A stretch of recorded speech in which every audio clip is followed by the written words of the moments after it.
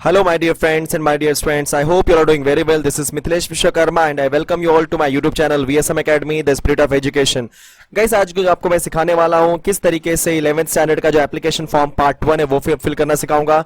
तो उसके लिए सबसे पहले आपको 11th admission.org.in इस पर्टिकुलर वेबसाइट पे जाना होगा और वहां पे आपने जो स्टूडेंट रजिस्ट्रेशन में अपना user ID and password create किया था वो आपको मैसेज भी आया होगा और ईमेल भी आया होगा। तो बच्चों वो इन्फॉर्मेशन मतलब वहां का यूजर आईडी एंड पासवर्ड आपको एंटर करना पड़ेगा। तो फर्स्ट सेक्शन में आपको यूजर आईडी एंटर करना है, उसके बाद जो आपने पासवर्ड एंटर किया हुआ है क्रिएट किया हुआ तो पासवर्ड एंटर करना पड़ेगा। उसके बाद आपको क्लिक करना है लॉगिन बटन पे। जैसे आप लॉगिन बटन पे क्लिक करेंगे तो आपको एक इंटरफेस ओपन होगा। ये जो आपका इंटरफेस है गाइस ये एग्जैक्टली आपको आपका स्टेटस देगा, एग्जैक्टली आप कहां तक पहुंचे हो। सो देखा जाए यहाँ पे लिखा हुआ है application form part 1 that is incomplete. तो इसका मतलब ये होता है कि अभी तक आपने सिर्फ और सिर्फ रजिस्ट्रेशन किया, मतलब स्टूडेंट रजिस्ट्रेशन किया हुआ है बच्चों। अभी तक आपने क्या हुआ एप्लीकेशन फॉर्म पार्ट 1 को फिल नहीं किया हुआ है, इसलिए यहाँ पे स्टेटस क्या दिखाई दे रहा है, incomplete. Okay and right side में आप देखेंगे, सॉरी लेफ्ट साइड में आप देखेंगे थोड़ा आपको इन्फॉर्मेशन में जैसे एप्लीकेशन फॉर्म दिखाई दे रहा आपको, राइट। तो एप्लीकेशन फॉर्म के अंदर बहुत सारे इन्फॉर्मेशन आपको दिखाई दे रहे होंगे, क्लियर। उसके साथ साथ नीचे मिसलेनियस है।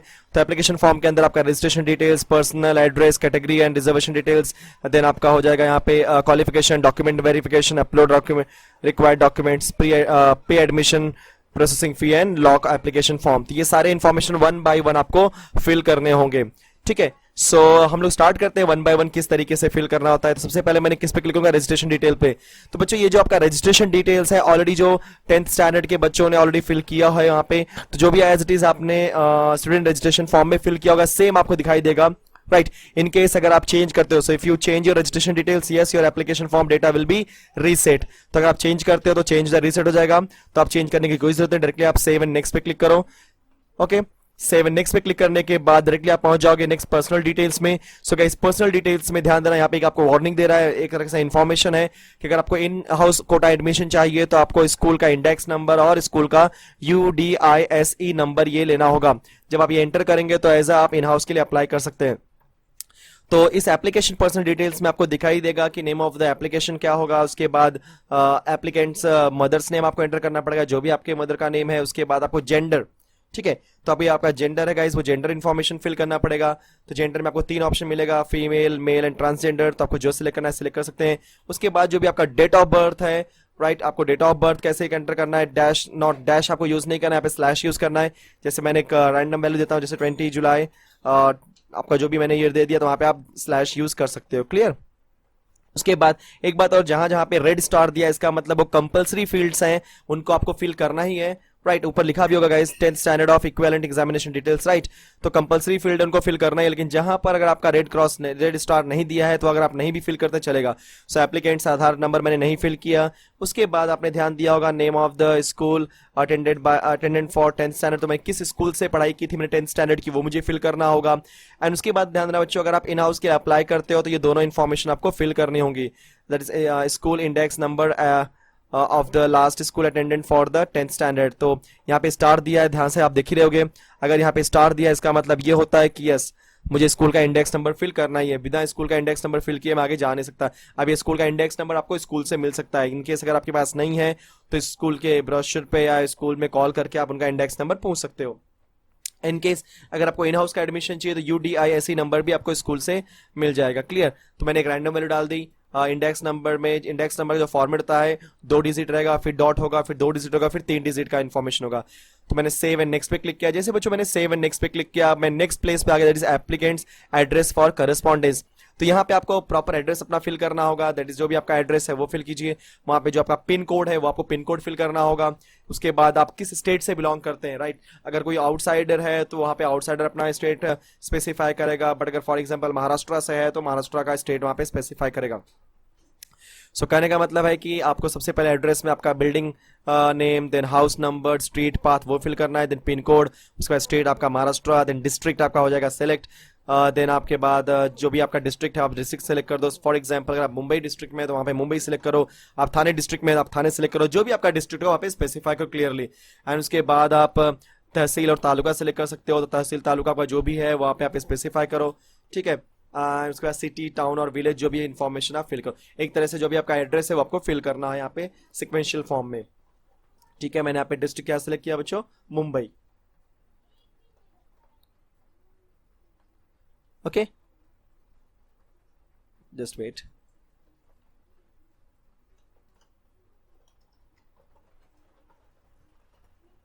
फाइन। सो मैंने मुंबई सेलेक्ट करने के बाद गाइस जो मेरा इन्फॉर्मेशन था इसके पहले वाला इन्फॉर्मेशन, दैट मीन्स हाँ, फिर मैंने नेक्स्ट पे क्लिक किया, सेव एंड एग्जिट पे। जैसे मैं सेव एंड एग्जिट पे क्लिक करूंगा तो मुझे नेक्स्ट फॉर्म ओपन होगा। सो नेक्स्ट जो फॉर्म है बच्चों, कैटेगरी एंड रिजर्वेशन डिटेल्स है, जिसके अंदर सबसे पहले मुझे कैटेगरी सेलेक्ट करनी है। मेरे पास अभी डिफरेंट डिफरेंट कैटेगरी अवेलेबल है। आप किस कैटेगरी से बिलोंग करते हो, ओपन कैटेगरी है, जनरल कैटेगरी, आप किस कैटेगरी से बिलोंग करते हो। आप जिस भी कैटेगरी से, शेड्यूल कास्ट है, देन एनटी है, एसटी है, जो भी आप कैटेगरी बच्चों वहाँ पे स्पेसिफाई करो। अगर आप कैटेगरी वहाँ पे स्पेसिफाई करते हो तो आपको वहाँ पे कैटेगरी का जो भी आपने जिस स्टेट से वो स्टेट भी स्पेसिफाई करना पड़ेगा। उसके बाद आपका आता है does applicants belongs to the handicapped, right. तो अगर आप यस है तो yes, otherwise no. Then does applicant belongs to the earthquake और प्रोजेक्ट अफेक्टेड, राइट ना। सो अगर आप अफेक्टेड हो कहीं अर्थक्वेक प्लेस से तो आप यस करो, otherwise no. Then has applicants parent been transferred to the online process area, yes yes, otherwise no. Then whether applicants grandpa freedom fight, अगर यस है तो यस, अदरवाइज नो। इस पर्टिकुलर फील्ड में आपको मैक्सिमम प्लेसेस पे no ही enter करना होगा। Does applicants parents belongs to the serviceman और एक्स सर्विसमैन, तो सर्विसमैन और एक्स सर्विसमैन इसका मतलब ये होता है कि कोई फॉर एग्जांपल अगर मिलिट्री से थे या किसी मतलब एक तरह से मतलब इंडिया के लिए उन्होंने कुछ सर्विस की है तो वो आपके सर्विसमैन होते हैं या एक्स सर्विसमैन होते हैं। अगर हैं तो यस कीजिए, अदरवाइज नो। फिर नेक्स्ट आपका आता है does applicants belongs to the sports category. So guys अगर आप स्पोर्ट्स कैटेगरी से बिलोंग करते हो तो हमेशा याद रखना वहाँ पे दो कैटेगरी आएगी, या तो इंटरनेशनल या तो नेशनल।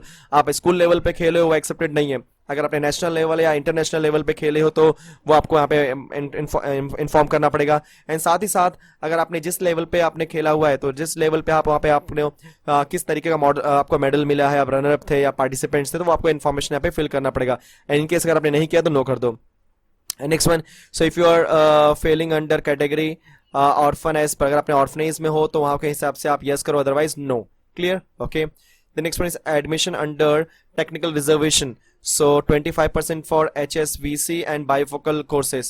So जो नॉर्मली बाइफोकल कोर्सेस होते हैं, जैसे मैंने बायोलॉजी बोल दिया राइट ना, इस तरीके कोर्सेस, तो वहां पे अगर आपने यस करना है तो yes, otherwise no. So has you open any pre vocational course, तो अगर आपने यस है तो yes, otherwise have you opted any pre vocational course, तो यस है तो यस, अदरवाइज नो। उसके बाद क्या guys, minority quota. So minority quota में अगर आप सिलेक्ट करेंगे तो आपको दो ऑप्शन मिलेगा, linguistic and religious minority. Linguistic मतलब एक्जैक्टली आप देखो यहाँ पे आपको ऑप्शन मिलेगा, जैसे आप गुजराती हो, बंगाली हो, हिंदी हो, Karnataka, Kannada, Malayalam, Marwari, Punjabi, Sindhi, south Indian, Tamil, Telugu, right. तो आप इसे कोई भी एक ऑप्शन सेलेक्ट कर सकते हैं। अकॉर्डिंगली आपने जो भी लिंग्विस्टिक माइनॉरिटी सेलेक्ट करोगे उसके हिसाब से आपको रिलीजियस माइनॉरिटी भी आएगी। तो रिलीजियस माइनॉरिटी में आपको जैसे मैंने सेलेक्ट किया, जो भी वैल्यू सेलेक्ट करा उसके हिसाब से यहाँ पे ऑप्शन आएगा।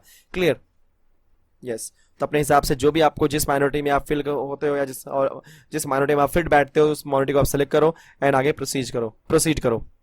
सो क्या होता है, इसका फायदा ये होता है कि जैसे फॉर एग्जांपल कोई गुजराती कॉलेज है तो गुजराती कॉलेज में आपका नाम आने के चांसेस ज्यादा होते हैं, तो माइनॉरिटी हो जाती है। ठीक है, क्लियर। अगर मैंने यहाँ पे जैन सेलेक्ट किया, जैसे यस मुस्लिम सेलेक्ट किया, जैन सेलेक्ट किया, जो भी आप सेलेक्ट करोगे तो उस हिसाब से माइनॉरिटी जो स्टूडेंट्स तो उनका फर्स्ट प्रेफरेंस मिलता है, एंड उसके बाद बाकी अदर लोग को मतलब प्रेफरेंस इन द सेंस उनका कट ऑफ लिस्ट है वो थोड़ा सा डाउन होता है एज कम्पेयर टू ओपन या जनरल में।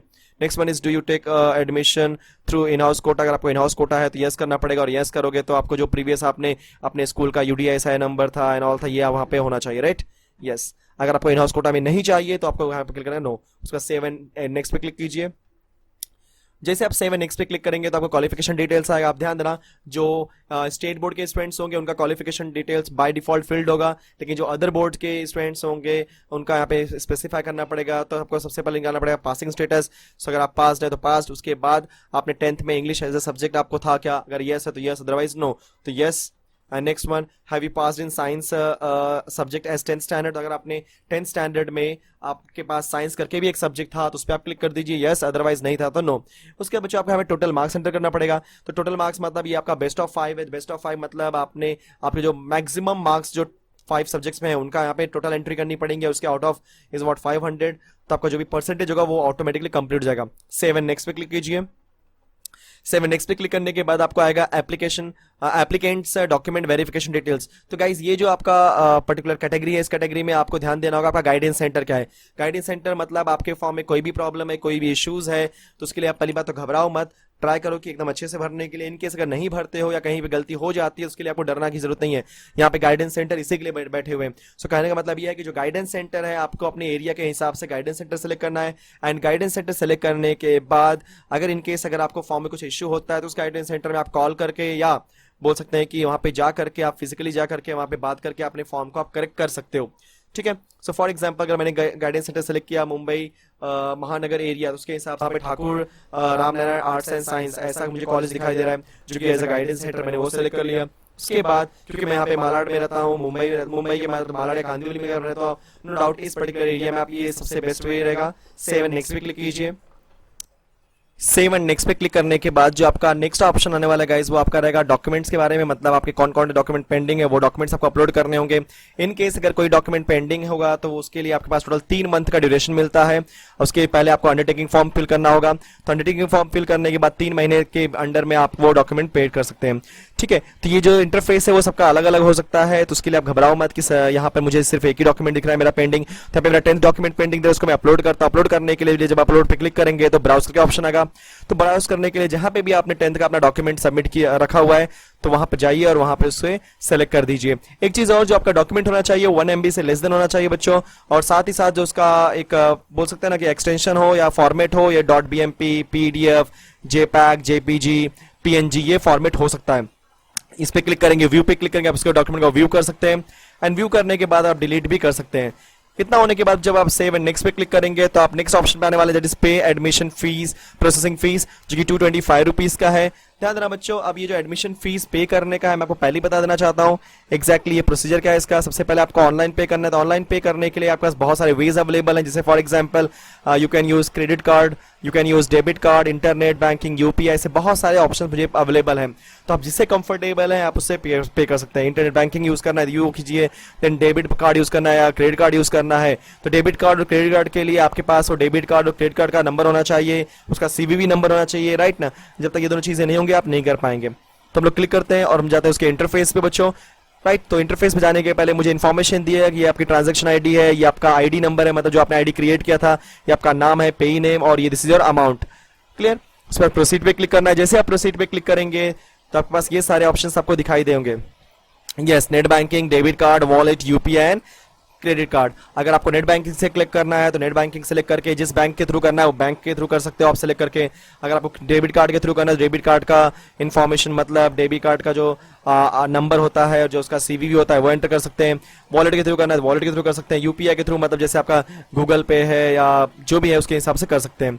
एंड पेमेंट होने के बाद जैसे आपने पेमेंट किया तो आप नेक्स्ट आने वाले लॉक एप्लीकेशन फॉर्म पे, जैसे बच्चों लॉक एप्लीकेशन फॉर्म पे आएंगे जो भी आपके डॉक्यूमेंट पेंडिंग रहेंगे वहां पे पेंडिंग का स्टेटस दिखाई देगा। आपको यहाँ पे सिलेक्ट करना है I hear bye declare and understands that. इस पे चेक करके आपको कहाँ पे क्लिक करना है, lock, yes, lock application form पे। एक बार अपने एप्लीकेशन को लॉक कर दिया, ध्यान देना बहुत इंपॉर्टेंट बात बोले जा रहा हूं, एक बार अपने बच्चों एप्लीकेशन लॉक एप्लीकेशन फॉर्म पे क्लिक किया तो आपको इस तरीके से मैसेज आएगा, you will not be able to modify, change और alter your application form once you lock it. तो एक बार आपने लॉक कर दिया मतलब वो एप्लीकेशन आपका सेट हो गया, फिट हो गया। उसके बाद आपको क्लिक करना है कंफर्म पे। जैसे आप कंफर्म पे क्लिक करेंगे आपको एक नया इंटरफेस आएगा। वो जो नया इंटरफेस होगा वो आपका रहेगा एप्लीकेशन फॉर्म का इंटरफेस। मतलब इस एप्लीकेशन फॉर्म के अंदर आपने जो भी इंफॉर्मेशन फिल की है वो पूरा का पूरा टॉप टू डाउन आपको दिखाई देगा। प्रिंट एप्लीकेशन फॉर्म पे क्लिक करके आप उस पर्टिकुलर एप्लीकेशन फॉर्म को प्रिंट भी कर सकते हैं। क्लियर। एंड जैसे आपने सारी इंफॉर्मेशन फिल कर दी है बच्चों, जो एप्लीकेशन फॉर्म है पूरा सेक्शन आपका क्लोज जाएगा। मतलब आपने सारा जो डॉक्यूमेंटेशन पार्ट है, जो आपका एंटरिंग पार्ट है वो आपने डन कर दिया। तो हम लोग प्रिंट एप्लीकेशन फॉर्म पे क्लिक करते हैं। यस, तो जैसे आपने प्रिंट एप्लीकेशन फॉर्म पे क्लिक किया आपको यहाँ पे दिखाई दे रहा है application form part 1 locked not verified by secondary school and guidance centre. So कहने का मतलब एक बार जो करंट ईयर के स्टूडेंट्स होंगे उनका जो डॉक्यूमेंट होगा वो ऑटो वेरीफाई हो जाएगा क्योंकि उनका सारा का सारा इंफॉर्मेशन बोर्ड के पास है, राइट। एंड जो बाकी के स्टूडेंट्स हैं वो लोग वेरीफाई करने के होने के लिए हम वेट करें। एक बार जब वेरीफाई हो जाएगा यहाँ पे लिख के आएगा लॉग्ड एंड वेरीफाइड। तो इस तरीके से बच्चों हम लोग 10th का जो पार्ट 1 का फॉर्म है वो फिल करते हैं। इन केस अगर आपको कोई भी डाउट है तो आप मुझे डाउट पूछ सकते हैं, right. And one more thing, इसके बाद आपको फॉर्म पार्ट 2 फिल करना होगा। जब आपका पार्ट 2 होगा, ध्यान देना बच्चों, वो भी इसी तरीके से, किस तरीके से पार्ट 2 के अंदर मैं आपको एक्सप्लेन करूंगा एग्जैक्टली कॉलेज कैसे सेलेक्ट करते हैं। तो वो इन्फॉर्मेशन मैं आपको नेक्स्ट लेक्चर में, मतलब इस तरह से नेक्स्ट वीडियो में बताऊंगा। तब तक के लिए आप चैनल के साथ जुड़े रहिए, चैनल को लाइक कर दो, शेयर कर दो, एंड साथ ही साथ ये जो वीडियो बच्चों जितना ज्यादा लोगों को शेयर करोगे उन लोगों को फायदा मिलेगा। ठीक है, last but not least keep learning and keep practising with VSM academy. Thank you so much.